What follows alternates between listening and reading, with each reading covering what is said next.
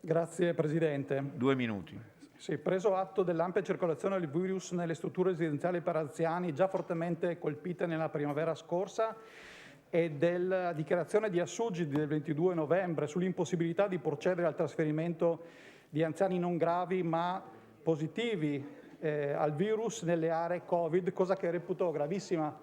L'assessore ha detto sono indicazioni anche fornite dal Ministero. In realtà sappiamo che non tutte le case di riposo sono in grado di gestire pazienti Covid positivi e quindi di garantire gli standard organizzativi e di personale per fare ciò, quindi percorsi sporco pulito, dispositivi di protezione individuale, eccetera, eccetera. Per cui la trovo una cosa molto grave che va tra l'altro in contrasto con quelli che sono il piano territoriale fatto dalla Regione e anche quelli che sono i piani pandemici delle varie aziende.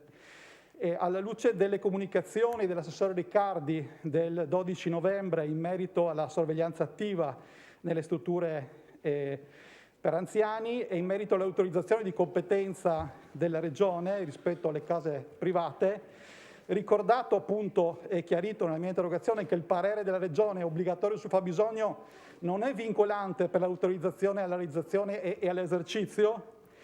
Ricordo che con legge 13/2019 è stata sospesa la possibilità di presentare domande per ottenere l'autorizzazione alla realizzazione di nuove strutture.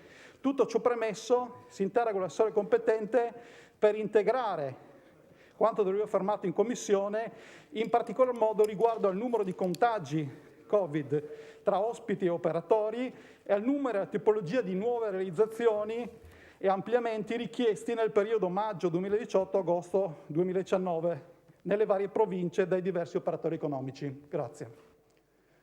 Grazie. Prego, Assessore, 3 minuti. Relativamente al numero di contagi fra ospiti e operatori nelle residenze per anziani della Regione, si rileva che nel periodo 1 ottobre-24 novembre le strutture nelle quali si è registrato almeno un positivo ospite operatore sono 106. In particolare in 39 strutture si sono riscontrati 10 o più positivi ospiti o operatori. In totale si sono registrati 1.334 positività fra gli ospiti e 569 fra gli operatori.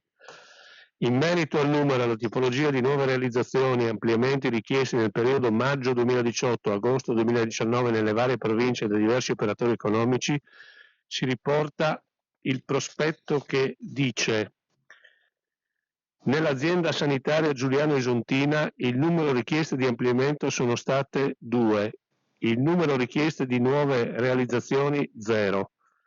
Totale posti richiesti ampliamenti più nuove realizzazioni 25. Questo nell'area giuliana. Nell'area isontina il numero richieste ampliamenti sono stati 0, numero richieste nuove realizzazioni 2, totale posti letto richiesti ampliamento più nuove realizzazioni 230. Azienda Friuli Centrale, numero richieste di ampliamenti 1, numero richieste nuove realizzazioni 3, totale posti letto richiesti 378. Friuli Occidentale, numero richieste ampliamento 2, numero richieste nuove realizzazioni 3, totale posti letto richiesti ampliamento più nuove realizzazioni 477, totale maggio 2018 agosto 2019.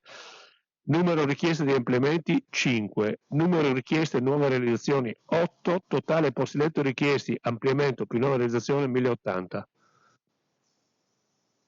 Grazie Assessore, prego consigliere Russai, 2 minuti. Grazie. Io ringrazio per la risposta, chiedo all'assessore se posso avere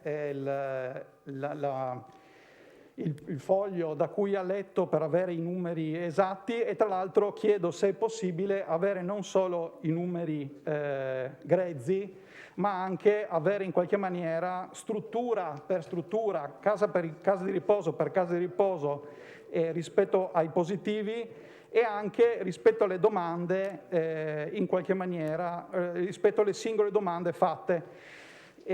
Devo dire che già in Commissione avevo espresso preoccupazione sul numero elevato di nuove positività nelle case di riposo, che ricordo nella prima ondata erano 676 casi positivi a livello regionale, adesso abbiamo superato ampiamente i 1000, abbiamo sentito dall'assessore.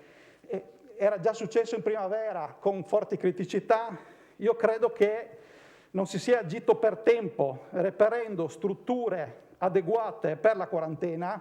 Ricordo, nella mia interrogazione ho ricordato che avevo fatto un'interrogazione a giugno per reperire 9 strutture per la quarantena, mi era stato detto che non serviva, io ho detto per le esigenze attuali e future.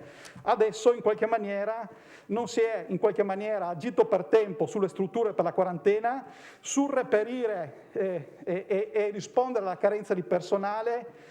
Ricordo il piano pandemico che richiede l'istituzione della task force. Ad esempio in Assugi non mi risulta che questa task force sia stata attivata, si va avanti per supportare le strutture con volontari, spesso infermieri anziani che volontariamente vanno in case di riposo per aiutare queste strutture che hanno carenza di personale, ma anche carenza, come è stato detto precedentemente, di DPI. Anche sul sistema di approvvigionamento siamo messi male. Ricordo il report del sindacato, chiedo all'assessore di attivare il sistema MagRep da parte di INSIEL per l'approvvigionamento e concludendo vorrei dire che in realtà al di là del piano pandemico nessun piano concreto di supporto organizzativo è stato fatto. I piani pandemici sono saltati e in qualche maniera sono caduti come un castello di carta davanti alla realtà. Grazie.